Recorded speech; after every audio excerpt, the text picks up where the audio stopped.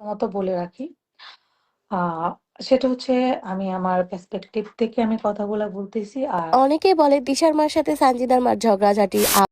Hello বন্ধুরা, এবার দিশা ও সানজিদার মায়ের ঝামেলা নিয়ে লাইভে এসে কথা বললেন সানজিদার মা কাজী সুমাইয়া। আমরা কিছুদিন পরই দিশা এবং সানজিদার ফটোশুট দেখতে পাই এবং তারা দুইজন একই সাথে মডেল জগতে কাজ করে আসছে। তাহলে কি এবার তাদের সত্যি সত্যি ঝামেলা হয়ে গেল?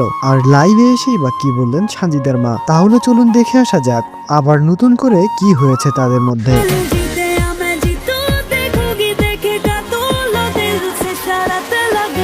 বন্ধুরা, বর্তমান সময়ে সানজিদা এবং দিশামণি এই দুইজন বাংলাদেশের সেরা মডেলদের মধ্যে একজন। নিয়মিতই তারা দুইজন ব্র্যান্ড প্রমোশন এবং মডেলিং এ কাজ করে আসছে। আর তাদের দুইজনের এই একসাথে কাজ করার মধ্যেই অনেক মানুষ তাদের মধ্যে তুলনা করে এবং অনেক মানুষই ধারণা করে সানজিদার মা এবং দিশার মায়ের মধ্যে একটা ঝামেলা চলছে।